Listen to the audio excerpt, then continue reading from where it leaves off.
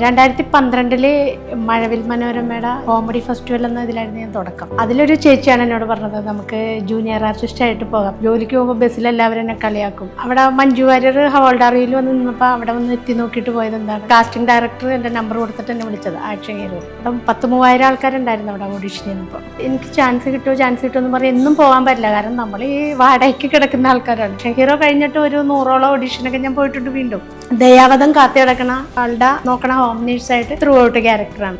എവിടെ ഇരുന്നുണ്ടാണ് ഇത്ര നേരം മൊബൈൽ വിളിച്ചത്? വെറുതെ ഫോണിലെ കാശ് കളയാൻ സർപ്രൈസ് തരാൻ വന്നതാ കൊച്ചു കള്ളൻ.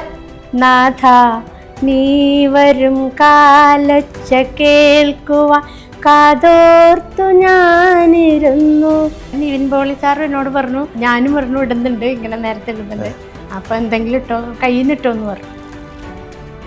ചേട്ടൻ എനിക്ക് അറിയാം, കലാഭവൻ മണിച്ചേട്ടനോട് ഞാൻ ഇത് പറഞ്ഞു, ഇത് കാണിച്ചപ്പോൾ മണിച്ചേട്ടൻ പറഞ്ഞു നമുക്ക് അത് അടുത്ത സ്റ്റേജ്, ഇത് പടമൊക്കെ ഇറങ്ങട്ടെ, അടുത്ത സ്റ്റേജ് ഷോയിൽ എന്തായാലും ഞാൻ കൊണ്ടുപോകും. സിനിമ കണ്ടിറങ്ങുമ്പോൾ എല്ലാവരും അയ്യോ ആ ചേച്ചിയല്ലേ, അങ്ങനെ ഒരുപാട് ഗ്രൂപ്പുകളിൽ ഞാനാണെന്ന് അറിയാതെ തന്നെ ആളുകൾ ഇടും എൻ്റെ സ്റ്റിക്കർ.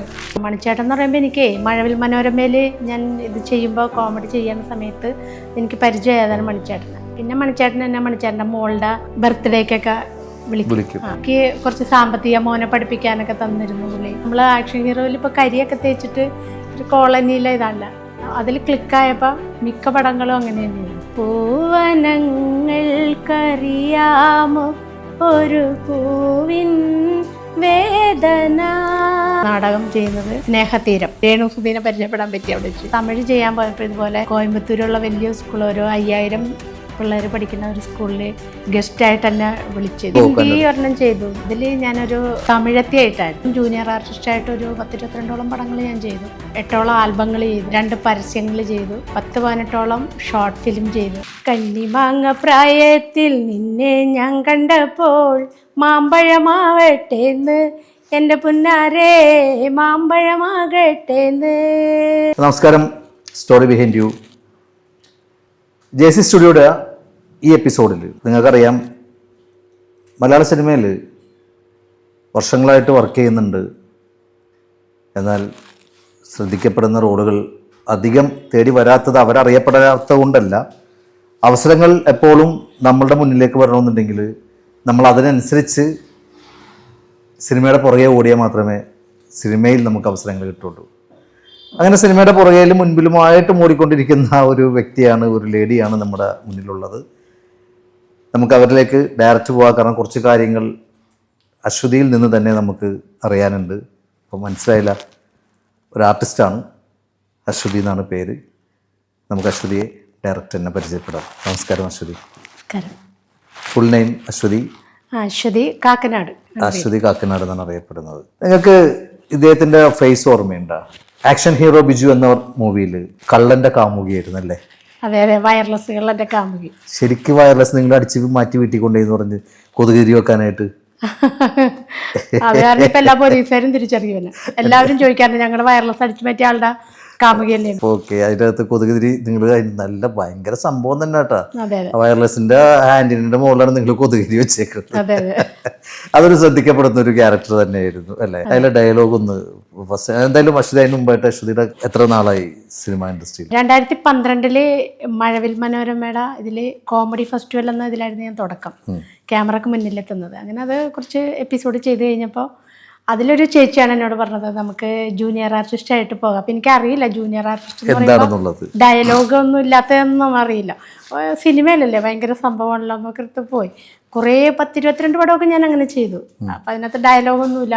അപ്പോൾ ജോലിക്ക് പോകുമ്പോൾ ബസ്സിൽ, തേവരയാണ് ജോലി ചെയ്യണം, ജോലിക്ക് പോകുമ്പോൾ ബസ്സിൽ എല്ലാവരും എന്നെ കളിയാക്കും. അവിടെ മഞ്ജു വാര്യർ ഹവാൾഡാറിയിൽ വന്ന് നിന്നപ്പോൾ അവിടെ വന്ന് എത്തി നോക്കിയിട്ട് പോയത് എന്താണ്, അല്ലെങ്കിൽ അവതാരത്തിൽ ദിലീപേട്ടൻ്റെ പടത്തിൽ അവിടെ ഇങ്ങനെ വന്ന് നോക്കിയിട്ട് പോയത് എന്താണ്. അപ്പോൾ ഭയങ്കര വിഷമമായി, അതോടുകൂടി അത് നിർത്തിയതാണ്. അങ്ങനെ ഇരിക്കലാണ് വിളിക്കുന്നത്, ഈ പടത്തിൽ വിളിക്കുന്നത്. ഇതൊരു കാസ്റ്റിംഗ് ഡയറക്ടർ എൻ്റെ നമ്പർ കൊടുത്തിട്ട് എന്നെ വിളിച്ചത് ആക്ഷൻ ഹീറോയിൽ. അത് ശരി, ആരാണ് വിളിക്കുന്നത്? അല്ല, ആക്ഷൻ ഹീറോയിൽ അവിടെ ഓഡിഷൻ നടക്കുമ്പോൾ ഡയറക്ടർ നമ്പർ കൊടുത്തിട്ട് എന്നെ അവിടെ നിന്ന് ഒരു ഡയറക്ടർ പറഞ്ഞിട്ട് വിളിക്കുകയാണ്. ഓക്കെ, അപ്പം 10,000 ആൾക്കാരുണ്ടായിരുന്നു അവിടെ ഓഡിഷൻ ചെയ്യുന്നപ്പോൾ. ഓ ശരി. അതിൽ നിന്ന് സെലക്ട് ആയി? അതിൽ നിന്ന് 4-5 പേരെ സെലക്ട് ചെയ്ത് ഈ വേഷത്തിന് വേണ്ടിയിട്ട്. അതിനകത്ത് തന്നെ ഫൈനലിൽ നിങ്ങൾ കിട്ടി.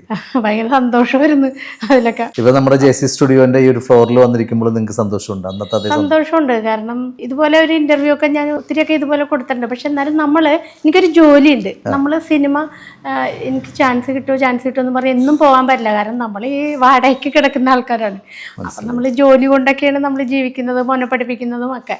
അപ്പോൾ നമുക്കെന്നും സിനിമയുടെ ഓഡീഷനോ അങ്ങനെയൊന്നും, എന്നാലും ഞാൻ പോയി ആക്ഷൻ ഹീറോ കഴിഞ്ഞിട്ട് ഒരു 100ഓളം ഓഡീഷനൊക്കെ ഞാൻ പോയിട്ടുണ്ട് വീണ്ടും. ശരി. അത് കഴിഞ്ഞ് പക്ഷെ അതിനുശേഷം ഞാനൊരു കുറച്ച് പടങ്ങളൊക്കെ ചെയ്തു. ഇപ്പം ലാസ്റ്റ് ഒരു ചെറിയ പടമാണെങ്കിലും ഒരു ദയാവതം എന്ന് പറയുന്ന മഹിൻ ഗർഗേച്ചേരി സുഭാഷ് ശിവ ഡയറക്റ്റ് ചെയ്ത പടം. അതിൽ ദയാവതം കാത്തി കിടക്കണ ആളുടെ നോക്കണ ഹോം നേഴ്സായിട്ട് ത്രൂ ഔട്ട് ക്യാരക്ടറാണ്. ഡബ് ചെയ്തിട്ടില്ല, അതിന്റെ ഡബിങ് കഴിഞ്ഞിട്ടില്ല. പിന്നെ 2 പടം ഇതുപോലെ ചെറിയൊരു പടമാണ്, 2 വന്നിട്ടുണ്ട്. ആക്ഷൻ ഹീറോ ബിജു ആ മൂവിയില് കള്ളന്റെ കാമുകിയായിട്ടാണ് നിങ്ങൾ അഭിനയിച്ചത്. കള്ളന്റെ കാമുകിയായിട്ട് അഭിനയിക്കുമ്പോൾ കള്ളൻ ഫോൺ ചെയ്യുന്നുണ്ട് നിങ്ങളെ. ആ ഡയലോഗ് എന്തെങ്കിലും ഒന്ന് ഓർമ്മയുണ്ടോ? അതുണ്ട്, ക്ലിക്കായതല്ലേ. ഒന്ന് പറയാമോ? അതില് ആദ്യം തന്നെ ഫോണിൽ വിളിക്കുന്നത് സണ്ണിച്ചായൻ കാറൊക്കെ മേടിച്ച് ഗമയിൽ പോണ എനിക്കും കാണണം, എനിക്കും പറഞ്ഞ സണ്ണിച്ചായന്റെ കൂടെ കണ്ടോ അത് പറഞ്ഞപ്പോ മിണ്ടാട്ടില്ല.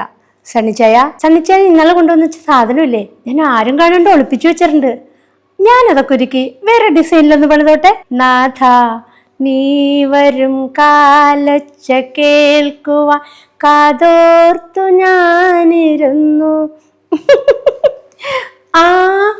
എവിടെ ഇരുന്നുണ്ടാണ് ഇത്ര നേരം മൊബൈലിൽ വിളിച്ചത്?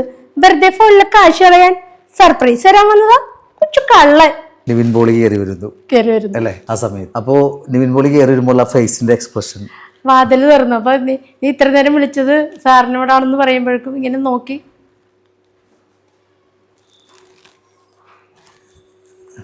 അത് അന്നങ്ങനെ പെട്ടെന്ന് വന്നതാണ്. ഓക്കെ. അപ്പൊ നിവിൻ പോളി അവിടെ വരും എന്നുള്ള കാര്യം ഡയറക്ടർ പറഞ്ഞിട്ടുണ്ടായിരുന്നു? അറിയായിരുന്നോ ആ സീനിൽ നിവിൻ പോളി വരുന്നുണ്ടെന്ന്? വരുന്നുണ്ടെന്നറിയാം. ഇത് തൊണ്ടി മുതൽ എടുക്കാൻ വരുന്നതാണെന്നറിയാം. എക്സ്പ്രഷൻ നമ്മൾ എന്തെങ്കിലും ഇടാൻ പറഞ്ഞു, അത്രേ ഉള്ളൂ. അപ്പൊ നിവിൻ പോളി സാർ എന്നോട് പറഞ്ഞു, ഞാനും പറഞ്ഞു ഇടുന്നുണ്ട്, ഇങ്ങനെ നേരത്തെ ഇടുന്നുണ്ട്, അപ്പൊ എന്തെങ്കിലും ഇട്ടോ, കയ്യിൽ നിന്ന് ഇട്ടോ എന്ന് പറഞ്ഞു. അപ്പൊ ഇങ്ങനെ ഒരു ഇതുപോലെ നോക്കാൻ പറഞ്ഞു. അപ്പൊ അത്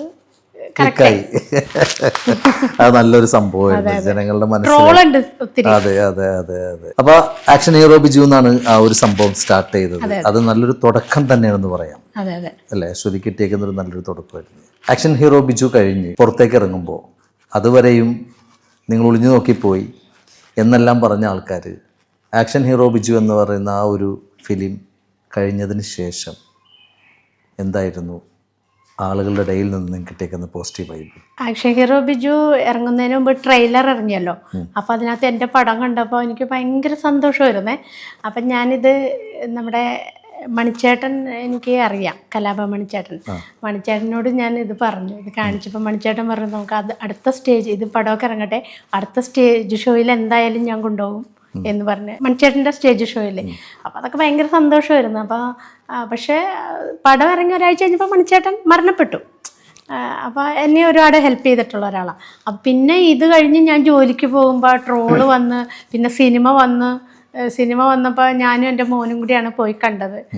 അപ്പോൾ മുമ്പ് ഞങ്ങളെന്തോ ഫസ്റ്റ് ഷോയ്ക്ക് അങ്ങനെ എന്താണ് പോയത്. സിനിമ കണ്ടിറങ്ങുന്ന മുമ്പ് എല്ലാവരും അയ്യോ ആ ചേച്ചിയല്ലേ അങ്ങനെ ഒന്ന് ചോദിച്ചപ്പോൾ നമ്മൾ സിനിമ കണ്ടിട്ടില്ല. അപ്പൊ വന്ന് ഇങ്ങനെ ചോദിക്കുമ്പോ തന്നെ എന്തൊക്കെയോ ആ ഒറ്റ സീനാണെങ്കിലും ഭയങ്കര സംഭവം മനസ്സിലായി. അംഗീകാരം തന്നെയായിരുന്നു. അതെ അതെ. ഒരുപാട് സ്ഥലത്തൊക്കെ നമ്മളെ ഗസ്റ്റ് ആയിട്ടൊക്കെ വിളിച്ചു തുടങ്ങി. അതിപ്പോഴും ഉണ്ട്. ആ സിനിമയിന് ശേഷമാണ് പിന്നെ എപ്പോഴും സ്റ്റിക്കർ വന്നുകൊണ്ടിരിക്കും ഇങ്ങനെ. ഒരുപാട് ഗ്രൂപ്പുകളിൽ ഞാനാണെന്ന് അറിയാതെ തന്നെ ആളുകൾ ഇടും എൻ്റെ സ്റ്റിക്കർ. ഒന്ന് ചോദിച്ചോട്ടെ അശ്വതി പറഞ്ഞതിൽ നിന്നാണ് ഞാൻ ചോദിക്കുന്നത്. കലാഭവൻ മണിച്ചേട്ടൻ്റെ കാര്യം പറഞ്ഞു, അദ്ദേഹമായിട്ട് പരിചയം ഉണ്ടായിരുന്നു. അദ്ദേഹം ഒരുപാട് ആളുകളെ മനസ്സറിഞ്ഞ് സഹായിക്കുന്ന ഒരു വ്യക്തിയും കൂടിയാണ് കലാഭവൻ മണിച്ചേട്ടൻ്റെ ആ ഒരു വേക്കൻസി എന്ന് പറയുന്നത് എന്താണ്? അശ്വതിനെ പോലുള്ള എനിക്ക് ഭയങ്കര മിസ് ചെയ്യുന്നൊരു ആളാണ് മണിച്ചേട്ടൻ. അശ്വതിക്ക് എന്താണ് പുള്ളിക്കാരൻ്റെ ആ ഒരു വിയോഗം, അല്ലെങ്കിൽ പുള്ളിക്കാരനുള്ള സമയത്ത് എങ്ങനെയാണ് അശ്വതിനെ പുള്ളിക്കാരൻ സഹായിച്ചേക്കുന്നത്? മണിച്ചേട്ടൻ എന്ന് പറയുമ്പോൾ ഇപ്പോൾ 10 വർഷം ആകണം. ഈ മാർച്ച് 6 വരുമ്പോൾ മരണപ്പെട്ടിട്ട് എപ്പോഴും പോകാറുണ്ട് അവിടെ. ജനുവരി 1 പോകാറുണ്ട് പുള്ളിയുടെ ബർത്ത്ഡേ ദിവസം. ഈ പ്രാവശ്യം കാർണിവലിന് പങ്കെടുക്കാനുള്ള കാരണം പോയില്ല. അപ്പോൾ എല്ലാ വാർഷികത്തിനൊക്കെ പോണതാണ്. മണിച്ചേട്ടൻ എന്ന് പറയുമ്പോൾ എനിക്ക് മഴവിൽ മനോരമയിൽ ഞാൻ ഇത് ചെയ്യുമ്പോൾ കോമഡി ചെയ്യുന്ന സമയത്ത് എനിക്ക് പരിചയമായതാണ് മണിച്ചേട്ടന്. പിന്നെ മണിച്ചേട്ടൻ എന്നെ മണിച്ചേട്ടൻ്റെ മോളുടെ ബർത്ത്ഡേക്കൊക്കെ വിളിക്കും. അപ്പോൾ പാടിയിലൊക്കെ ഞാൻ ചെറിയ പരിപാടികൾക്കൊക്കെ കാണാനായിട്ട് പോകുന്നുണ്ട്. പക്ഷേ അതിന് ശേഷമാണ് നമ്മളുടെ ഒരവസ്ഥ. ഞാനിങ്ങനെ അന്ന് ജൂനിയർ ആർട്ടിസ്റ്റായിട്ടൊക്കെ ഇങ്ങനെ പോകുന്നേ ഉള്ളൂ. അപ്പോൾ മണിച്ചേട്ടനോട് അങ്ങനെ ചാൻസ് വയ്ക്കുകയൊന്നുമില്ല. കാരണം നമ്മൾ ഒന്നും ആയിട്ടില്ലല്ലോ, നമ്മൾ അഭിനയമൊക്കെ പഠിച്ചൊക്കെ വരണേലേ ഉള്ളൂ. അപ്പോൾ ഇതുപോലെ എന്നെ ഒരു ബർത്ത്ഡേക്ക് വിളിച്ചു, പാടിയിലെ പരിപാടിക്ക് വിളിച്ചുകൊണ്ടിരിക്കുമ്പോൾ പെട്ടെന്ന് പിന്നെ ഞാൻ മോൻ്റെ കാര്യങ്ങൾ എന്നോട് ചോദിച്ചു. മോൻ്റെ കാര്യങ്ങൾ ഒക്കെ എങ്ങനെ ചോദിച്ചപ്പോൾ നമ്മളൊരു പാവമാണെന്ന് മനസ്സിലായി. അപ്പം അതുകൊണ്ട് എനിക്ക് കുറച്ച് സാമ്പത്തിക മോനെ പഠിപ്പിക്കാനൊക്കെ തന്നിരുന്നു പുള്ളി. പിന്നെ എനിക്കൊരു മെഡിക്കൽ ഷോപ്പ് സ്വന്തമായിട്ട് ഇട്ടതാണ്. അപ്പം അതിനകത്തൊരു കടം വന്ന് 2.5 ലക്ഷം രൂപ തന്നത് കലാഭവൻ മണിച്ചേട്ടനാണ്. അത് എല്ലാവർക്കും അറിയാം, പെങ്ങളുടെ മക്കൾക്കൊക്കെ അറിയാം, രഞ്ജിത്തിനൊക്കെ അറിയാം. കലാഭവൻ രഞ്ജിത്ത് പെങ്ങളുടെ മോനെ, മൂത്ത ആൾ ഹരിക്കൊക്കെ അറിയാം. അപ്പോൾ എന്നെ സഹായിച്ചതാണ് നമ്മൾ. പക്ഷേ ഇപ്പോഴും അത് ഓരോ ഇൻ്റർവ്യൂവിലൊക്കെ പറയുമ്പോൾ ചിലർ വന്ന് കമൻ്റ് ഇടും, ആ പൈസ തിരിച്ചു കൊടുത്തൂടെ, പൈസ തിരിച്ചു. നമുക്ക് ഇല്ലാത്തവരാണ് നമുക്കത് തിരിച്ചു കൊടുക്കാൻ. അത് മണിച്ചേട്ടൻ മനസ്സറിഞ്ഞ് തന്നു. മണിച്ചേട്ടൻ കൊടുത്തേക്കുന്നത് എൻ്റെ അറിവിൽ മണിച്ചേട്ടൻ ഒരുപാട് പേരെ സഹായിച്ചിട്ടുണ്ട്. സഹായിച്ചത് മണിച്ചേട്ടൻ കടമായിട്ട് സഹായിച്ചതല്ല, അല്ല, പുള്ളി അത് മനസ്സറിഞ്ഞ് സഹായിച്ചതാണ്. പുള്ളി മരിക്കുന്നതിന് മുമ്പ് എന്നോട് പറഞ്ഞു, 2 മാസം മുമ്പ് എന്നോട് പറഞ്ഞു, അച്ഛന് വീടില്ലല്ലോ, ഞാനൊരു 5 സെൻറ്റ് സ്ഥലവും വീടും അച്ഛന് തരാം എന്നൊക്കെ പറഞ്ഞു. ആദ്യം മോൻ്റെ പഠിത്തം നടക്കട്ടെ എന്ന് പറഞ്ഞാൽ മോനെ പഠിപ്പിക്കാൻ ഒരു 75,000 രൂപയൊക്കെ എനിക്ക് തന്നിട്ടുണ്ട്, ഫീസ് അടയ്ക്കാനൊക്കെ സ്കൂളിൽ CBSE പഠിക്കുമ്പോൾ. പിന്നെ അതിന് ശേഷം പിന്നെ നമുക്ക് എപ്പോഴും ഞാൻ എല്ലാ ഇൻ്റർവ്യൂവിലും പറയുന്നതാണ്, ശ്വാസം മുട്ടലുണ്ട്. അപ്പം എന്നോട് മണിച്ചേട്ടൻ പറഞ്ഞു, അതൊക്കെ ഒന്നും പെട്ടെന്ന് മാറ്റണം. നമ്മളത് വയനാട് ഒരു ഒറ്റമൂലിയൊക്കെ ഉണ്ട്, നമുക്കറിയുന്ന ആളാണ്, അവിടെ പോയി അതൊക്കെ നമുക്ക് മരുന്നൊക്കെ കഴിച്ച് മാറ്റണം, ടെൻഷനൊന്നും അടിക്കണ്ട, വീടില്ലാത്തതിൻ്റെ ടെൻഷൻ ഉണ്ടെന്നൊക്കെ ഞാൻ പറഞ്ഞു. അപ്പോൾ എനിക്ക് മണിച്ചേട്ടൻ വീട് തരാമെന്ന് പറഞ്ഞപ്പോൾ ഞാനത് അത്ര കാര്യം, വീട് തരുമെന്ന് അങ്ങനത്തെ ഒന്നും എന്നോട് പറയുമെന്നോ അല്ലെങ്കിൽ എനിക്ക് വേണമെന്നോ അങ്ങനെയൊന്നും ഞാൻ പറഞ്ഞില്ല. ഒരു കടം ഉണ്ടായത് വീട്ടിൽ 2.5 ലക്ഷം രൂപ, അത് അങ്ങനെ തന്നെ ഞാൻ ആ കടം കൊടുക്കാനുള്ള കസ്റ്റംസിലൊരു സാറിനാണ് ഞാനത് കൊണ്ടേ കൊടുത്തത്. ഞാനായിട്ട് എടുത്തതല്ല. പിന്നെ മോനെ പഠിപ്പിക്കാൻ കുറച്ച് പൈസ, പിന്നെ മരിച്ചുപോയി. അത് ഭയങ്കര ഒരു വിയോഗം തന്നെയാണ്. വെച്ചിട്ടുണ്ടെങ്കിൽ മണിച്ചേട്ടൻ എന്ന് വെച്ചിട്ടുണ്ടെങ്കിൽ മണിച്ചേട്ടനെ പോലെ ഒരാളില്ല. ഇന്ന് ഒറ്റക്ക് വഴി വെട്ടി വന്നവരെന്നൊക്കെ പറയുന്ന അതിനേക്കാൾ എത്രയോ മടങ്ങ് സ്വന്തമായിട്ട് അധ്വാനിച്ച് സ്വന്തമായിട്ട് കഷ്ടപ്പെട്ട് വന്നൊരു വ്യക്തിയാണ് കലാഭവൻ മണിച്ചേട്ടൻ. നമിക്കുന്ന ഞാൻ അദ്ദേഹത്തിൻ്റെ ഓർമ്മകൾക്ക് മുന്നിൽ സത്യം. അതെ, സ്റ്റേജ് ഷോയ്ക്ക് കൊണ്ടുപോകാന്ന് പറഞ്ഞ സമയത്തൊക്കെ ഞാൻ പാസ്പോർട്ടൊന്നും എടുത്തിട്ടില്ലായിരുന്നു. അപ്പം എന്നോട് പറഞ്ഞു എടുക്കണം. പറഞ്ഞ് 2 മാസം കഴിഞ്ഞപ്പോൾ ആൾ മരിക്കണത്. അപ്പോൾ എന്നോട് പറഞ്ഞു പാസ്പോർട്ട് എടുക്കണം, നമുക്ക് ഗൾഫിൽ പോകാം, ഷോയിൽ കൊണ്ടുപോകാം. ഇന്ന് വരെ ഞാൻ പാസ്പോർട്ട് എടുത്തില്ല, മരിച്ചുപോയി, ഇന്ന് വരെ എടുത്തില്ല. ഓക്കെ, എന്തായാലും അത് നമ്മൾ ഒരു തീരാ ദുഃഖം തന്നെയാണത്. അതിനുശേഷം ആക്ഷൻ ഹീറോ ബിജുവിന് ശേഷം പിന്നീട് 26 സിനിമകൾ ഇപ്പോൾ ചെയ്തു. അതിൽ ഏതൊക്കെ ക്യാരക്ടറാണ് ശരിക്കും നല്ല ഒരു? അത് തമിഴും ഒരു മലയാളവും കൂടിയൊക്കെ ആയിട്ട് 6 ഭാഷയിലൊക്കെ ചെയ്യുന്ന പടങ്ങളൊക്കെയാണ്. പക്ഷെ വേറൊരു കാര്യമുണ്ട്, നമ്മൾ പലരും പറയണ കേട്ടിട്ടുണ്ട്, നമ്മൾ ആക്ഷൻ ഹീറോയിൽ ഇപ്പോൾ കരിയൊക്കെ തേച്ചിട്ട് ഒരു കോളനിയിലെ ഇതല്ല, അതിൽ ക്ലിക്കായപ്പോൾ മിക്ക പടങ്ങളും അങ്ങനെ തന്നെയായിരുന്നു. കരുതേക്കേണ്ടി വന്നു. ഇതുപോലെ കരിയൊക്കെ തേച്ച് കരുതേച്ച് ഒരേ ക്യാരക്ടർ ഒരേ മോഡുലേഷനിൽ കരിയൊക്കെ തേക്കേണ്ടി വന്നു. അത്രയും ഗ്ലാമറില്ല. അതെ, സ്വയം ഇങ്ങനെ ഇത്തിരി ഗ്ലാമറൊക്കെ ഉണ്ട്. SP അല്ലട്ടോ, അങ്ങനെ വിചാരിക്കണ്ട. അല്ല, ഞാൻ പറയണം, അങ്ങനെ നമുക്ക് അതുപോലുള്ള വേഷങ്ങളൊക്കെയാണ്. ഒരു ചോദ്യം, സിനിമ ഇൻഡസ്ട്രിയിലേക്ക് വന്നിട്ട് എന്തെങ്കിലും ഒരു ബാഡ് ബിഹേവിങ്, മിസ്യൂസിങ് എന്ന് പറയുന്ന ഒരു അനുഭവം നിങ്ങളുടെ ജീവിതത്തിൽ ഉണ്ടായിട്ടുണ്ടോ? സിനിമയിൽ വേറെ ബാഡ് എന്ന് പറയുമ്പോൾ എനിക്ക് വേറെ അങ്ങനെയൊന്നും ഉണ്ടായിട്ടില്ല. പിന്നെ നമുക്ക് സിനിമയിൽ ചാൻസ് തരാമെന്ന് പറഞ്ഞിട്ട് നമ്മളെ വിളിച്ചിട്ട് ചെല്ലുമ്പോൾ ആ വേഷം ഇല്ലാതെ ആയിട്ടുണ്ട്. അങ്ങനെയൊക്കെ തരാമെന്ന് പറഞ്ഞിട്ട് അങ്ങനെയൊക്കെ ഉണ്ട്, അല്ലാതെ ഒന്നും ഇല്ല. പിന്നെ ഞാനൊരു ഇൻ്റർവ്യൂവിൽ പറഞ്ഞിട്ട് കുറേ ചീത്ത കേട്ട ഒരു സംഭവമാണ്. ഞാൻ വേറൊരു ഇൻ്റർവ്യൂവിലും പറഞ്ഞിട്ടുണ്ട്, അതിന് കുറേ കമൻറ്റ് ചീത്ത കേട്ട ആൾക്കാർ. അതായത് ഞാൻ സിനിമ കൊടുങ്ങല്ലൂർ വെച്ചിട്ട് നടക്കുന്ന ഒരു സിനിമയായിരുന്നു.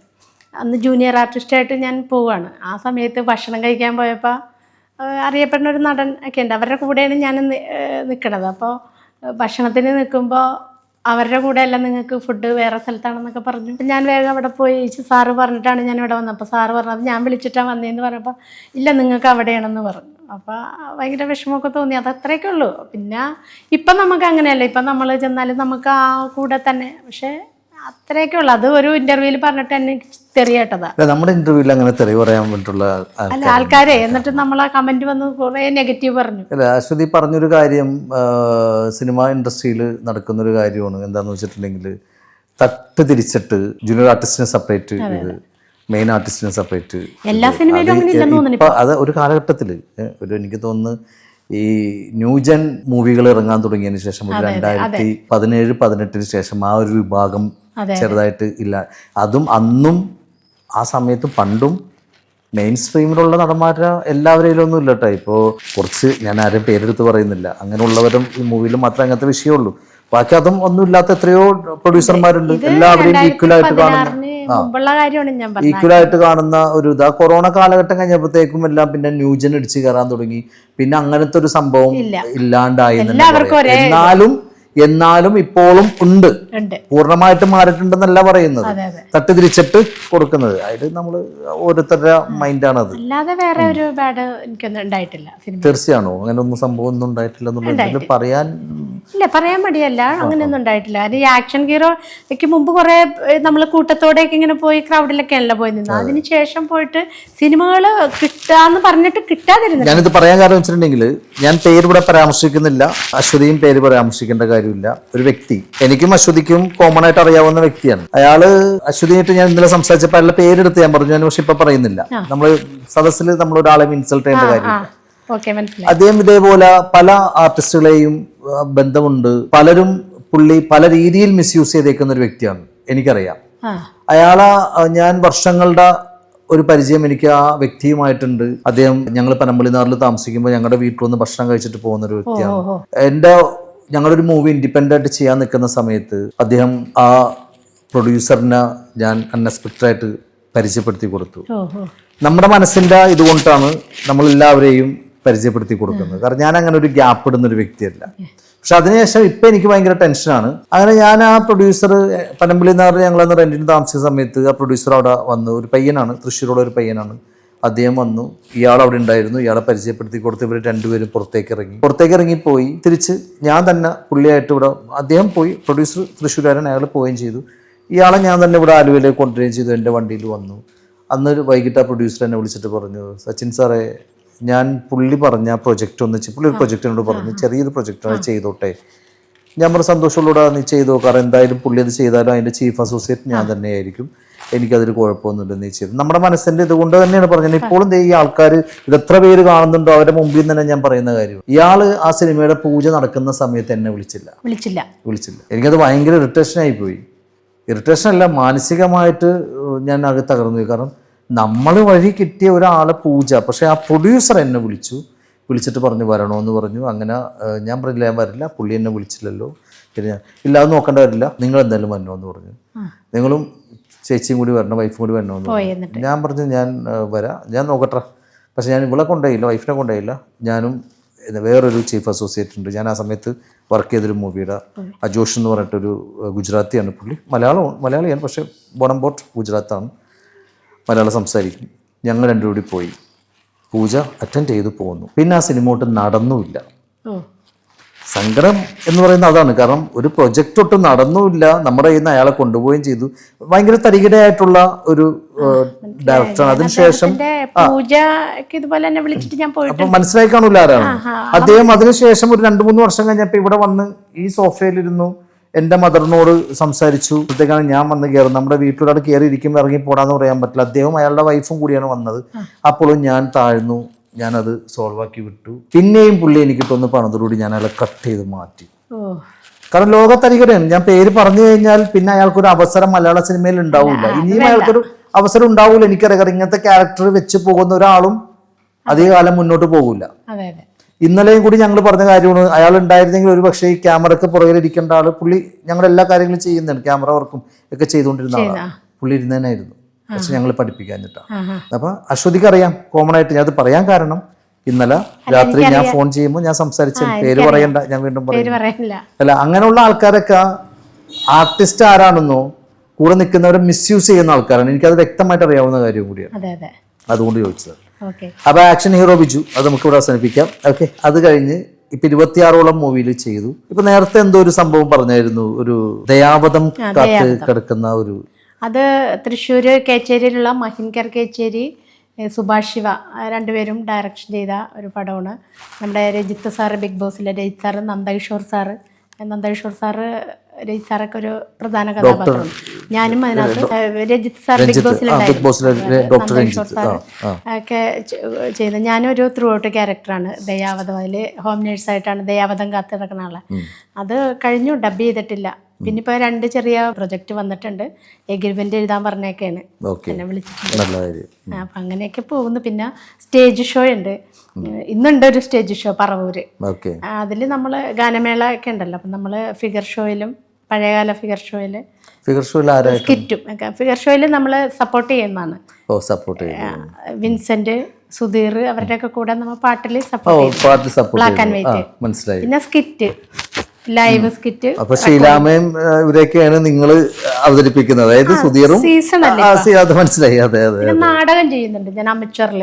ആക്ഷൻ ഹീറോ ബിജുവിന് ശേഷമാണത് ഞാൻ ഇലക്ഷൻ്റെ ഇതിന് ഒരു ആലുവയിലെ ഒരു പാർട്ടിക്ക് വേണ്ടി തെരുവ് നാടകം ചെയ്യാൻ വന്നപ്പോഴാണ് അവിടെയുള്ള അമച്ചർ നാടക ട്രൂപ്പിലെ കീഴ്മാടുള്ള അവരെന്നെ വിളിച്ചത്.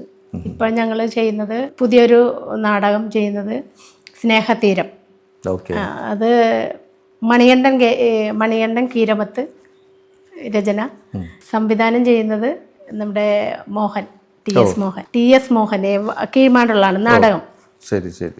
അപ്പൊ അത് ഒക്കെ ചെയ്യുന്നുണ്ട്. ഇപ്പൊ സീസൺ അല്ലേ, സീസൺ ആകുമ്പോ അങ്ങനെ സ്റ്റേജ് ഷോയും കാര്യങ്ങളും. ആക്ഷൻ ഹീറോ ബിജുവിന് ശേഷം കുറച്ചു കാലം ഒരു ഗ്യാപ്പ് ഉണ്ടെങ്കിൽ പോലും പിന്നീട് തിരിഞ്ഞു നോക്കേണ്ടി വന്നിട്ടുള്ള അത്യാവശ്യം വർക്കുകൾ വരാൻ കാര്യം എന്ന് പറഞ്ഞാൽ ആക്ഷൻ ഹീറോ കഴിഞ്ഞപ്പോൾ എനിക്ക് മോനെ പഠിപ്പിക്കണം. നമ്മള് മോന്റെ പഠിത്തം ശ്രദ്ധിച്ചില്ലെങ്കിൽ മോനെ അഴപ്പിയ പണിയല്ലേ, നമ്മൾ മോന് വേണ്ടി ജീവിക്കുന്നത്. അപ്പൊ പിന്നെ കുറച്ച് നാളൊരു 5-6 മാസം പോയില്ല. മോനിപ്പോ ബികോം കഴിഞ്ഞു, ലോജിസ്റ്റിക്സ്. ഓഹോ, വെരി ഗുഡ്. അപ്പൊ അതുകൊണ്ട് അങ്ങനെയൊക്കെ കുറച്ച് നാൾ, ഒരു 6 മാസം ജോലി ചെയ്തു. പറഞ്ഞ പോലെ കുറച്ച് ഗ്ലാമറൊക്കെ ഉണ്ട് എന്ന് സ്വയം ഇങ്ങനെ പറഞ്ഞ പോലെ കണ്ടാ പറയൂല കേട്ടോ, ബികോമിന് പഠിക്കുന്ന ഒരു മകനൊക്കെ ഇപ്പൊ റൈറ്റ് നൗ ദയാവധത്തിന്റെ ഡബിംഗ് ആണ് നടന്നുകൊണ്ടിരിക്കുന്നത്. തുടങ്ങിയിട്ടില്ല. നെക്സ്റ്റ് പ്രൊജക്ട് 2 പ്രൊജക്ട് ഉണ്ട്. അതിന്റെ എഗ്രിമെന്റ് എഴുതാനായിട്ട് കഴിഞ്ഞ ആഴ്ച എന്നെ വിളിച്ചപ്പോൾ എനിക്ക് സ്റ്റേജ് പരിപാടിയുടെ തിരക്കുണ്ടായിരുന്നു. അപ്പൊ എന്തായാലും അടുത്ത ആഴ്ച സിനിമയാണ് വെച്ച് താമസിപ്പിക്കരുത്. അല്ല, അവർക്കും ഒരു 2 ദിവസം ഇതുണ്ടായിരുന്നു. അപ്പൊ എന്നോട് അങ്ങോട്ട് ചെല്ലാനാ പറഞ്ഞത്. അപ്പൊ എന്തായാലും അവർ എറണാകുളത്ത് വരുന്നുണ്ട് സാറ്, അപ്പോൾ എഗ്രിമെന്റ് എഴുതണം. അങ്ങനെ 2 ചെറിയ പ്രൊജക്ട്. എങ്ങനെ ഉണ്ടായിരുന്നു ദയാവധത്തിന്റെ? എത്ര ദിവസം ഷൂട്ട് ഉണ്ടായിരുന്നു? ദയാവധം എനിക്ക് ഒരു 15 ദിവസത്തോളം ഉണ്ടായിരുന്നു. അതിൻ്റെ ഇടയ്ക്ക് 2 വെബ് സീരീസ് എന്നെ സാറ് വിട്ടായിരുന്നു. ഞാൻ ചെയ്തുകൊണ്ടിരിക്കുന്ന വന്നപ്പോൾ അത് വിട്ടായിരുന്നു.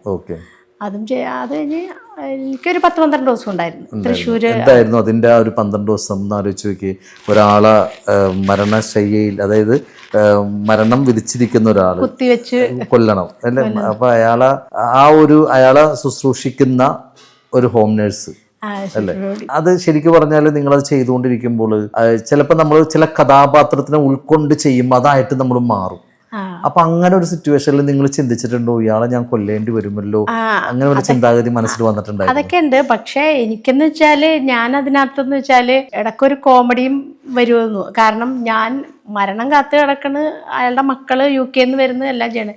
എനിക്ക് ശമ്പളം കിട്ടണം. മക്കള് വരുമ്പോ എനിക്ക് ഏതായാലും മരിക്കാൻ പോകല്ലേ, ശമ്പളം കൂട്ടിത്തരണം. അതാണ് എന്റെ ആദ്യം. മരിക്കണമെന്നൊന്നും എനിക്ക് പ്രശ്നമില്ല, എനിക്ക് ശമ്പളം കൂട്ടിത്തരണം. മക്കള് UK എന്നൊക്കെ പറഞ്ഞല്ലേ, അപ്പൊ എനിക്ക് ഇത്തിരി ശമ്പളം കൂട്ടിത്തരണം. ആ ഒരു ഇതാണ്. പക്ഷെ ഒരുപാട് ഇതാണ്. കുറെ ആർട്ടിസ്റ്റുകളൊക്കെ പരിചയപ്പെട്ട, രേണുസുധീനെ പരിചയപ്പെടാൻ പറ്റി അവിടെ വെച്ച്. രജിത്ത് സാറ്, അങ്ങനെ പിന്നെ ബിഗ് ബോസിലുണ്ടായ ജിൻഡോ, അവരൊക്കെ ഉണ്ടായിരുന്നത്. അപ്പൊ കുഴപ്പമില്ല. 10-12 ദിവസം ഞാൻ രേണുസുധിയായിട്ടൊക്കെ കണക്ഷൻ ഉണ്ടോ? രേണു എന്റെ ഫ്രണ്ടാണ്. മെസ്സേജ് ഒക്കെ ചെയ്യാറുണ്ട്. ഞാൻ രേണുസുധിനെ ഒന്ന് നമ്മുടെ ഫ്ലോറിലേക്ക് ഒന്ന് പ്ലാനിങ് ഉണ്ട്. രജിസാറിനെ നമുക്ക് പ്ലാൻ ഉള്ളതാ. രജിസാറ് ഇവിടെ ഉണ്ടല്ലോ. അതെ, രേണു പിന്നെ കൊല്ലത്തുനിന്ന് വരണ്ട. ഇപ്പൊ പക്ഷെ ഇവിടെയാണെന്ന് ആലുവയിലുണ്ടായിരുന്നു. ആണല്ലേ. വയ്യായിക വന്നപ്പോ സാർ അങ്ങോട്ട് പോയിപ്പോ വീണ്ടും. അല്ല, സാറല്ല, രേണു.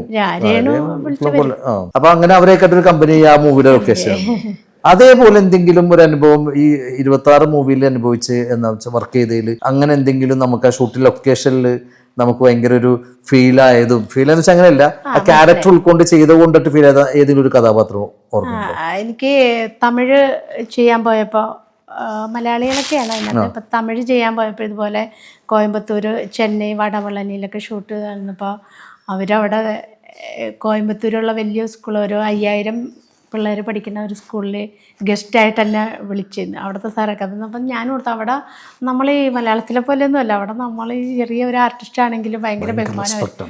അയ്യോ ഭയങ്കര റെസ്പെക്ട് എന്ന് വെച്ചാൽ ഭയങ്കര റെസ്പെക്ട്, മാഡം സാറേ എന്നല്ലാണ്ട്. അതല്ല, അവിടുത്തെ ഒരു നടൻ്റെ പേരും ഞാൻ മറന്നുപോയി, നമ്മുടെ ഇവിടുത്തെ ദുൽഖറിനെയൊക്കെ പോലുള്ള ഒരു നടൻ, അവരും ഉണ്ട് അവിടെ. നമ്മൾ ഇവിടെ നമുക്ക് തൈയൊക്കെ കൊടുക്കില്ല, മരങ്ങള്, അത് സ്കൂളിലാണ് കൊടുക്കുന്നത്.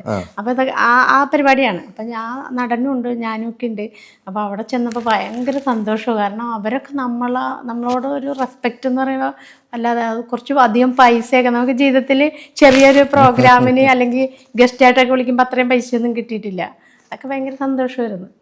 അല്ല, തമിഴ് കൾച്ചർ എന്ന് പറയുന്നത് അങ്ങനെ തന്നെയാണ്. എന്താണെന്ന് വെച്ചാൽ എൻ്റെ ഒരു എക്സ്പീരിയൻസ് വെച്ച് തമിഴ് കൾച്ചർ ഞാൻ വർക്കിൽ, ഇവിടുത്തെ അല്ല, കേരളത്തിന് വെളിയിൽ, ഞാൻ ഇന്ത്യക്ക് വെളിയിൽ ഞാൻ വർക്ക് ചെയ്യുന്ന സമയത്ത് എനിക്ക് തമിഴ് കുറേ മാനേജർമാർ, ഇവരൊക്കെ ഹൈ പോസ്റ്റിലിരിക്കുന്നത്, പക്ഷെ അവർ നമ്മളെ വിളിക്കുന്നത് സാറേ എന്നാണ്. അതെ അതെ, ആ പൊസിഷനിലിരിക്കുന്നവർ നമ്മളെ സാറേ എന്ന് വിളിക്കുള്ളൂ. അതെ അതെ. അതേപോലെ തന്നെ ഞാൻ കണ്ടിട്ടുള്ള കാര്യമാണ്, അവർ 4 5 അല്ലെങ്കിൽ 2 തമിഴ് പീപ്പിൾസ് ആണെങ്കിലും അവർ തമിഴിലേ സംസാരിക്കുള്ളൂ. നമ്മൾ 2 മലയാളികളാണെങ്കിൽ ഇംഗ്ലീഷിലേ സംസാരിക്കുള്ളൂ. പക്ഷെ അവരുടെ ലാംഗ്വേജിനെ അത്രത്തോളം അവർ സ്നേഹിക്കുകയും അവർ മറ്റുള്ള റെസ്പെക്ട് ചെയ്യാനായിട്ട് ഭയങ്കര ഇതുള്ള തമിഴ് ആൾക്കാർ, എനിക്ക് അങ്ങനെ ഒരു സംഭവം എനിക്കറിയാവുന്നത്. അപ്പം അങ്ങനെ ഒരു റെസ്പെക്ട് അവിടെ കിട്ടിയ ക്യാരക്ടർ എന്ത് ക്യാരക്ടറായിരുന്നു അത്? അതൊരു പൂക്കാരിയാണ്. ഈ നായകനും നായികയും ഈ അമ്പലത്തിൻ്റെ മുമ്പിൽ പൂ വെക്കുന്ന ഇതാണ് ഞാൻ. അപ്പം അവിടെ വന്നിട്ടാണ് അവരൊരു പൂ ചോദിച്ചപ്പോൾ നിങ്ങളൊരു പൂന്തോട്ടം തന്നെ കൊടുത്തു. അല്ല, അപ്പൊ അവിടെ വരുമ്പോ നമ്മൾക്കൊരു നല്ലൊരു ക്യാരക്ടറാണ്. അതിനുശേഷം തമിഴിൽ നിന്ന് പിന്നെ ഓഫേഴ്സ് വല്ലതും? തമിഴ്, മലയാളവും തമിഴും എല്ലാം കൂടി ഒന്നിച്ചിട്ടുള്ളതാണ് ഞാൻ ചെയ്തേക്കുന്നത്. അത് ഇപ്പൊ പറഞ്ഞത് തമിഴ് മാത്രം, പിന്നെ തമിഴും മലയാളവും കൂടി ഒക്കെ ഉള്ളത് ഞാൻ അങ്ങനെ വേറെ ചെയ്തിട്ടുണ്ട്. ഇപ്പം ഒരു ആരുടെയാണെന്ന് എനിക്കറിയില്ല, പറഞ്ഞൊക്കെ വെച്ചിട്ടുണ്ട്. ഇത് അറിയില്ല, കിട്ടുമോ ഇല്ലെന്നൊന്നും നമുക്കറിയാം. തീർച്ചയായിട്ടും കിട്ടട്ടെ. നല്ല നല്ല ക്യാരക്ടേഴ്സ് തേടി വരണമല്ലോ. അതിനാണല്ലോ ഒരു ആക്ട്രസിന്റെ, ഒരു ആക്ടറിന്റെ ഏറ്റവും വലിയ പ്രത്യേകത എന്ന് വെച്ചിട്ടുണ്ടെങ്കിൽ നമ്മൾ വിശ്വസിക്കുന്നതിനേക്കാളും വലിയ, വിശ്വസിക്കാത്ത തരത്തിലുള്ള ക്യാരക്ടേഴ്സ് നമ്മളെ തേടി വരണമെന്നുള്ളത്. അതൊക്കെ തേടി വരട്ടെ. പിന്നെ 26 മൂവിയിൽ ഇപ്പൊ തമിഴിന്റെ കാര്യം പറഞ്ഞു, കന്നഡ അങ്ങനെ വല്ലതും അവസരം വന്നു? തെലുങ്കോ, ഹിന്ദി ചെയ്തു. അതില് അത് ഇവിടെ നമ്മുടെ കേരളത്തിൽ വെച്ചിട്ടായിരുന്നു. അതിൽ ഞാനൊരു തമിഴത്തിയായിട്ടായിരുന്നു, മുളകൊക്കെ ഉണക്കി അങ്ങനെയൊക്കെ ജീവിക്കുന്ന ഒരു തമിഴത്തിയായിട്ടാണ് അത് ചെയ്തത്. അത് ചെറിയൊരു വേഷമായിരുന്നു. അല്ലാണ്ട് വേറെ കന്നഡ അങ്ങനെയൊന്നും ചെയ്തിട്ടില്ല. തമിഴ്, മലയാളം. അപ്പോൾ 2012 മഴവിൽ മനോരമയിൽ കോമഡിയിൽ വരുന്നത്. അതിനുശേഷം ജൂനിയർ ആർട്ടിസ്റ്റായിട്ട് ഒരു 10-22 പടങ്ങൾ ഞാൻ ചെയ്തു. ഒരു 8 ആൽബങ്ങൾ ചെയ്തു, 2 പരസ്യങ്ങൾ ചെയ്തു, 10-18 ഷോർട്ട് ഫിലിം ചെയ്തു, ഒരു വെബ് സീരീസ് ചെയ്തു. എനിക്കെന്നാലും അഭിനയിക്കാൻ ഒരുപാട് ഇഷ്ടമാണ്. ഷോർട്ട് ഫിലിം ആയാലും ചെറിയൊരു ഇതാക്കി ഇത്തിരി 10 മിനിറ്റിൻ്റെ ആണെങ്കിലും ഞാൻ പോയി അഭിനയിക്കും. അതിൽ നമുക്ക് എന്തെങ്കിലും ചെയ്യാൻ എന്തെങ്കിലും ഉണ്ടാവണം. അത്രേ ഉള്ളൂ. അതെ, നമുക്ക് ചെറിയൊരു ക്യാരക്ടർ ആണെങ്കിൽ പോലും ചെയ്യാൻ എന്തെങ്കിലും ഉണ്ടാവണം. മിനി എന്ന് പറഞ്ഞൊരു വെബ് സീരീസ് ചെയ്യണം. അതിൻ്റെ 2ാം ഭാഗം എടുക്കാൻ ഫെബ്രുവരി 1 ഷൂട്ടാണ്. അപ്പൊ അത് മിനി എന്ന് പറഞ്ഞ ക്യാരക്ടറാണ് ഞാൻ. അപ്പൊ ചെയ്യാൻ എന്തെങ്കിലും ഉണ്ടെങ്കിൽ നമുക്ക് ഭയങ്കര സന്തോഷമാണ്. തീർച്ചയായിട്ടും. അങ്ങനെയൊക്കെ പോകുന്നു നമ്മുടെ 26 മൂവിയിൽ ഷോർട്ട് ഫിലിം. അത് ഇപ്പൊ അതിനുശേഷം 26 മൂവിയാണ് ചെയ്തേക്കുന്നത്. എന്നാലും ഈ 26 മൂവിയിൽ വേറെ എന്തെങ്കിലും ഒരു ക്യാരക്ടർ അശ്വതി ചെയ്തത് കുറച്ച് മനസ്സിൽ തട്ടിയ ക്യാരക്ടർ വല്ലതുണ്ടോ? തമിഴ് അല്ലാണ്ട് ഞാൻ ചോദിക്കുന്നത് ഉണ്ട്. മഡി എന്ന് പറയുന്ന ഒരു സിനിമ, അത് 6 ഭാഷയിലൊക്കെ ഇറങ്ങിയതാണ്. 6 ഭാഷയിൽ ചെയ്ത പടമാണ്. അതിലും ഇങ്ങനെ മഡി 6 ഭാഷയിൽ ചെയ്തത്. 2 വീൽ റേസ് അങ്ങനെ വണ്ടി റേസിംഗ്. അതിന്റെ ഡയറക്ടർ ആരായിരുന്നു? പ്രഫുല്ലൻ, അങ്ങനെ ഡോക്ടർ പ്രഫുല്ലൻ, അങ്ങനെ സാറിന്റെ പേര്. പ്രഫുല്ലൻ എന്നാണോ ഒന്നും അറിയില്ല കേട്ടോ, ഓർക്കണില്ല. അതുപോലത്തെ ഒരു പാടുള്ള പേരാണ്. ഡോക്ടറാണ്. അപ്പൊ അങ്ങനെ മുമ്പിൽ ഡോക്ടർ എന്നുണ്ട്. അപ്പൊ അത് തൊടുപുഴയിലായിരുന്നു ഷൂട്ട് ഉണ്ടായിരുന്നു. അവിടെ തൊടുപുഴയിൽ എന്ന് പറഞ്ഞാൽ നമ്മൾ ഈ ആക്ഷൻ ഹീറോയിലെ വേഷമാണല്ല, അതുപോലെ തന്നെ കുറെ ഒരു ഇതൊക്കെ വെച്ചിട്ട് ഒരു 7ാം ക്ലാസ്സിൽ പഠിക്കുന്ന ഒരു പയ്യന്റെ അമ്മയായിട്ടാണ് ഞാൻ ചെയ്തത്. അപ്പൊ എലിപ്പെട്ടി വെച്ചിട്ട് ചെറിയൊരു മരപ്പട്ടിയൊക്കെ വന്ന് കയറുമ്പോൾ കൊച്ചിനെ പിടിച്ചോണ്ട് പോണ സംഭവമൊക്കെയാണത്. അതൊരു നല്ല ക്യാരക്ടറായിരുന്നു. പക്ഷെ അത് 6 ഭാഷയിൽ ചെയ്ത് അവിടെയൊക്കെ അധികം നല്ല ഇതായിരുന്നു. മലയാളത്തിൽ അത്ര ഇത് വന്നില്ല. മറ്റു ഭാഷയിലൊക്കെ നന്നായിട്ടൊക്കെ ഓടിയത്. അശ്വതി എന്തായാലും നമ്മുടെ ഈ സ്റ്റുഡിയോയിൽ ഇത്ര നേരം വന്നിരുന്നു. അതിനിടയ്ക്ക് ഇങ്ങനെ ആക്ഷൻ ഹീറോ ബിജുവിൻ്റെ കാര്യം പറഞ്ഞപ്പോൾ അല്ലേ രഞ്ജുഭായി 2 വരി നന്നായിട്ട് പാടിയില്ലേ? അപ്പോൾ നമുക്ക് ആ 2 വരി അതല്ലാണ്ട് വേറെ പാടുമെന്ന് മനസ്സിലായി. ആക്ഷൻ ഹീറോ ബിജുവിൽ ഡയറക്റ്റ് നിങ്ങൾ തന്നെയാണോ ഡബ് ചെയ്തേക്കുന്നത്? അതെ ഞാൻ തന്നെയാണ് ഡബ് ചെയ്തത്. ആ പാട്ട് പാടിയത് നിങ്ങൾ തന്നെയാണോ? ഞാൻ തന്നെ. ഞാൻ തന്നെയാണ്. അത് ശരി. ലാലേട്ടൻ്റെ വിസ്മയ മാക്സിലായിരുന്നു എൻ്റെ ഡബിങ് നടന്നത്. പാടാനപ്പോൾ അത്യാവശ്യം അറിയാം. പാടാൻ പാട്ടുകാരിയൊന്നുമല്ല, എന്നാലും ഇഷ്ടപ്പെട്ട മൂളാൻ 2 വരിയൊക്കെ മൂളണ്ട പാടിക്കോ? അറിയാം. ഇഷ്ടപ്പെട്ട പാട്ട് പഴയ പാട്ടാണോ പുതിയ പാട്ടാണോ? പഴയ ഒരു പാട്ടാണ്. മറ്റേ തൃക്കൊടുത്താനം സച്ചിദാനന്ദ സാറിനെ ഞാനൊരു ട്രെയിൻ യാത്രയിൽ പരിചയപ്പെട്ടിട്ടുണ്ട്. അപ്പം അന്ന് അദ്ദേഹം പാടിയൊരു പാട്ട് വൈറലായൊരു പാട്ടാണ്. അപ്പം എനിക്ക് ഇഷ്ടപ്പെട്ട ഒരു 2 വരി. പൂവനങ്ങൾക്കറിയാമോ ഒരു പൂവിൻ വേദന,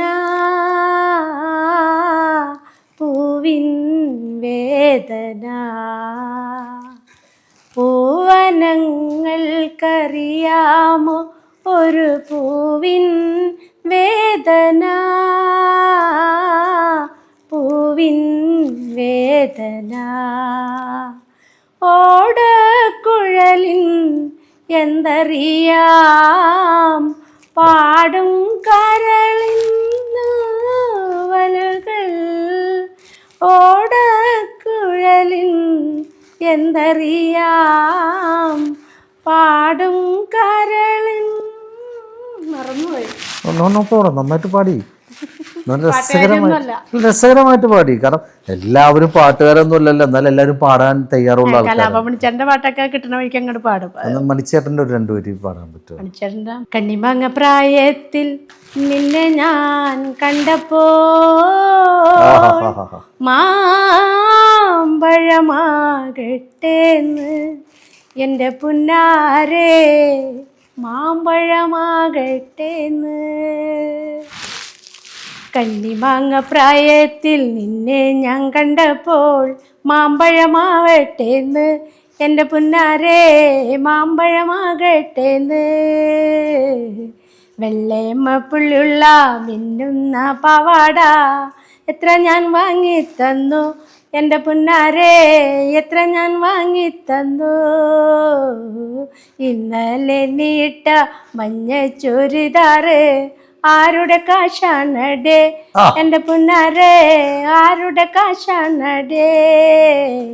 കണ്ണിമാങ്ങ പ്രായത്തിൽ നിന്നെ ഞാൻ കണ്ടപ്പോൾ മാമ്പഴമാകട്ടേന്ന് എൻ്റെ പുന്നാരേ, മാമ്പഴമാകട്ടേന്ന്. മണിച്ചേട്ടൻ്റെ ഭയങ്കര ഹിറ്റ് പാട്ടായിരുന്നു അത്. പക്ഷെ മണിച്ചേട്ടൻ എന്ന് വെച്ചിട്ടുണ്ടെങ്കിൽ എനിക്കത് പറയാൻ വാക്കുകളില്ല. പക്ഷെ മണിച്ചേട്ടൻ്റെ പാട്ട് നമുക്ക് ഒന്നിനൊന്ന് എപ്പോഴും ഇഷ്ടപ്പെടുന്ന ഒരുപാട് പാട്ടുകളുണ്ട്. അതെ, അധികം ആരും പാടാത്ത കുറെ പാട്ടുകളുണ്ട്, സ്റ്റേജിൽ പാടാത്ത. എന്റെ മനസ്സിന് ഇഷ്ടം തോന്നിയ സുന്ദരി പെണ്ണുണ്ടേ, സുന്ദരി പെണ്ണുണ്ടേ, ചന്തം ചമഞ്ഞൊരു സുന്ദരി പെണ്ണിനെ കണ്ടു കൊതിച്ചേ ഞാൻ, കണ്ടു കൊതിച്ചേ ഞാൻ, പുഞ്ചിരി തൂകി നിന്നാൽ അവൾ അമ്പിളി ചേലഴകോ. അങ്ങനെ കുറെ പാട്ടുകളുണ്ട് ആൾക്കാരധികം പാടാത്ത സ്റ്റേജിൽ. കണ്ണിമാങ്ങയും പിന്നെ എന്താണ് വേറെ പാടുന്നത് എല്ലാവരും ചാലക്കുടി ചന്ത, അങ്ങനെ അല്ലാതെ കുറെ പാട്ടുകളൊക്കെ ഉണ്ട്. ചിരിക്കാൻ അതറിയില്ല. അല്ല ഞാൻ പറഞ്ഞ അല്ല സത്യം വല്ലാത്ത ഒരു ഏതൊരു ആർട്ടിസ്റ്റിനോട് ചോദിച്ചാലും മണിച്ചേട്ടന്റെ കാര്യം ചോദിക്കുമ്പോഴും ഇപ്പോഴും മണിച്ചേട്ടൻ നമ്മുടെ ഇടയിൽ ജീവിച്ചിരിപ്പുണ്ട്. അതാണ് അതിന്റെ സത്യാവസ്ഥ. ഒരു കലാകാരനെ സംബന്ധിച്ച് പറയുകയാണെങ്കിൽ മരണമില്ല എന്നാണ് പറയുന്നത്. പക്ഷെ മണിച്ചേട്ടനൊക്കെ എന്താ പറയാ നമ്മുടെ ഇടയിൽ ഉണ്ടെന്ന് പറയെങ്കിലും പുള്ളി വല്ലാണ്ടൊരു മിസ് ചെയ്യുന്നൊരു, അതുപോലെ ഒരാളില്ല. അതാണ് മണിച്ചേട്ടന് പകരം വെക്കാനായിട്ട് ആരുമില്ല. ഇപ്പൊ രാവിലെ നമ്മുടെ പാട്ട് കേൾക്കാത്ത ഒരു ദിവസം പോലും നമുക്കില്ല ഇല്ലേ? ഹരിനാരായണൻ സാറ് വന്നപ്പോൾ ഞങ്ങൾ അദ്ദേഹത്തിനോട് പറഞ്ഞ പോലെ നമുക്ക് പല ആർട്ടിസ്റ്റുകളും ഇപ്പോൾ പലരും നമ്മുടെ ഇടയിൽ നിന്ന് മറഞ്ഞു പോയിട്ടുണ്ട്. പക്ഷേ ഒരു ഇന്നസെൻ്റ് ചേട്ടനോ അല്ലെങ്കിൽ തിലകൻ ചേട്ടനെ പോലെ ഉള്ള ആൾക്കാരൊന്നും നമുക്ക് അവരൊക്കെ ഭയങ്കര ഒരു ശൂന്യത തന്നെയാണ് പോയേക്കുന്നത് എന്ന് പറഞ്ഞ പോലെ ഒരു വ്യക്തിയാണ് മണിച്ചേട്ടൻ. കാരണം അത് പറയാൻ കാരണം എന്താണെന്ന് വെച്ചാൽ ഞങ്ങൾ മാളച്ചേട്ടൻ്റെ കാര്യം പറഞ്ഞത്, മാളച്ചേട്ടൻ ഈ മണിച്ചേട്ടൻ്റെ കാര്യം പറഞ്ഞൊരു അഭിനയത്തിൻ്റെ കാര്യത്തിൽ ഭയങ്കര കഴിവുള്ള ഒരാളാണ് മാളച്ചേട്ടൻ. ആ മാളച്ചേട്ടൻ്റെ ഒരു വിടവ് നികത്താനായിട്ട് മലയാള സിനിമയിൽ ഇന്നും ആർക്കും സാധിച്ചിട്ടില്ല എന്ന് പറഞ്ഞ പോലെ തന്നെ കലാമണിച്ചേട്ടൻ്റെ ഒരു ഇത് അത് ശൂന്യതയിലാണ് അത് നിൽക്കുന്നത്. ആ ഒരു സീറ്റ് ഒഴിഞ്ഞു കിടക്കുന്നത് തന്നെയാണ്. അതിൻ്റെ അകത്തേക്ക് കുഞ്ഞൊരു വ്യക്തി വരാൻ വേണ്ടിയില്ല. എന്തായാലും അശ്വതി, ഇത്ര നേരം ഞങ്ങൾക്ക് വേണ്ടി സ്പെൻഡ് ചെയ്തതിന് ഇനി എന്തെങ്കിലും പറയാനുണ്ടോ? പറയാനെന്ന് വെച്ചാൽ എന്നെ പോലുള്ള കലാകാരികളെ അല്ലെങ്കിൽ കലാകാരന്മാരെയൊക്കെ ഇതുപോലുള്ള ഒരു വേദിയിൽ അല്ലെങ്കിൽ ഇതുപോലുള്ള ഒരു പ്ലാറ്റ്ഫോമിൽ വന്ന് ഇൻ്റർവ്യൂ ചെയ്യാന്ന് പറയുമ്പോൾ എന്നെപ്പോലുള്ളവർക്കൊക്കെ കലാകാരികൾക്ക് ഇതൊരു പ്രചോദനം തന്നെയാണെന്നാണ് എനിക്ക് പറയാനുള്ളത്. ഞങ്ങളുടെ JC സ്റ്റുഡിയോ ചെറിയൊരു സ്റ്റുഡിയോ ആണ്. ഈ സ്റ്റുഡിയോയിൽ ഞങ്ങളുടെ ക്രൂ മെമ്പേഴ്സാണ്. അപ്പോൾ ഞങ്ങളുടെ ഭാഗത്തുനിന്ന് എന്തെങ്കിലും ഒരു മിസ്ബിഹേവിങ് നിങ്ങൾക്ക് തോന്നിയിട്ടുണ്ടോ, അല്ലെങ്കിൽ ഒരു എന്തെങ്കിലും വിഷമം നിങ്ങൾക്ക് തോന്നിയിട്ടുണ്ടോ, അല്ലെങ്കിൽ ഞങ്ങളുടെ ക്രൂ മെമ്പേഴ്സിന് JC സ്റ്റുഡിയോക്ക് ഇപ്പോൾ ഈ പറഞ്ഞൊരു നിങ്ങളുടെ വാക്ക് വലിയ അംഗീകാരം തന്നെയാണ്. എന്താണ് സ്റ്റുഡിയോനെ കുറിച്ചും കൂടി പറയാനുള്ളത്? സ്റ്റുഡിയോയിൽ ഭയങ്കര മനസ്സ് നിറഞ്ഞ് ആയിട്ടാണ് ഞാനിവിടെ ഇരിക്കുന്നത്. കാരണം ഇന്ന് ഇത്തിരി തിരക്കുള്ള ദിവസമാണ്, വൈകിട്ട് സ്റ്റേജ് ഷോയും കാര്യങ്ങളൊക്കെ ഉള്ളതാണ്. എന്നാലും ഞാനിപ്പോൾ ഇന്ന് ജോലിക്ക് പോകാതെ ആണെങ്കിൽ എനിക്കൊരു ജോലിയുണ്ട് മെഡിക്കൽ ഷോപ്പിൽ. അപ്പോൾ അത് പോകാതെ ഞാനിവിടെ വന്നപ്പോൾ എനിക്ക് മനസ്സ് നിറഞ്ഞു. കാരണം അതാണ് ഞാൻ പറഞ്ഞത്, എന്നെപ്പോലുള്ള കലാകാരികൾക്ക് ഇതുപോലുള്ള ഇൻ്റർവ്യൂ എന്നൊക്കെ പറയുമ്പോൾ ഞങ്ങളുടെ മുന്നോട്ടുള്ള യാത്രയിൽ വലിയൊരു പ്രചോദനം തന്നെയാണ്. അതുകൊണ്ട് ഒരുപാട് സന്തോഷം, മനസ്സ് നിറഞ്ഞു. Thank you. കേട്ടല്ലോ, ഇതുപോലുള്ള കലാകാരികൾ നമ്മുടെ മുന്നിൽ നമ്മുടെ കൂടെ വന്നിരിക്കുമ്പോൾ ഞങ്ങളെപ്പോഴും പറയുന്ന ഒരു കാര്യം തന്നെയാണ്, ഞങ്ങളുടെ കുടുംബത്തിലെ ആണ് വന്നിരിക്കുന്നത്, കുടുംബത്തിലൊരു മെമ്പറാണ്. അശ്വതിയെ പോലുള്ളവർക്ക് ഇനിയും ഒരുപാട് അവസരങ്ങൾ അവരെ തേടി എത്തട്ടെ, നല്ല നല്ല ക്യാരക്ടർ റോളുകൾ ചെയ്യാൻ സാധിക്കട്ടെ. അതിന് എൻ്റെ ഈ കൂടെ ഇതുവരെ വന്ന പല ഡയറക്ടർമാരുണ്ട്, എല്ലാവരോടും പറയുന്നൊരു കാര്യം തന്നെയാണ്, ഇവരെയൊക്കെ മുഖം നിങ്ങളുടെ മനസ്സിലെപ്പോഴും ഓർമ്മിച്ച് വെക്കുക. പിന്നെ നമ്മുടെ ദിലീപേട്ടനോട് എനിക്ക് പറയാനുള്ള കാര്യം, ക്യാമറാമാൻ ദിലീപേട്ടൻ, അശ്വതി മെഡിക്കൽ ഷോപ്പിലാണ് വർക്ക് ചെയ്യണത്. ഇനി ഇടയ്ക്കിടയ്ക്ക് 2 വീലറിന് അങ്ങോട്ട് പോകും, മൈൻഡ് ചെയ്യാൻ നിൽക്കണ്ട കേട്ടാ. അപ്പോൾ അതും കൂടി ദിലീപേട്ടൻ ഓർമ്മിക്കണേ. അപ്പോൾ എന്തായാലും നന്ദി, നമസ്കാരം അശ്വതി, സന്തോഷം. Okay, thank you.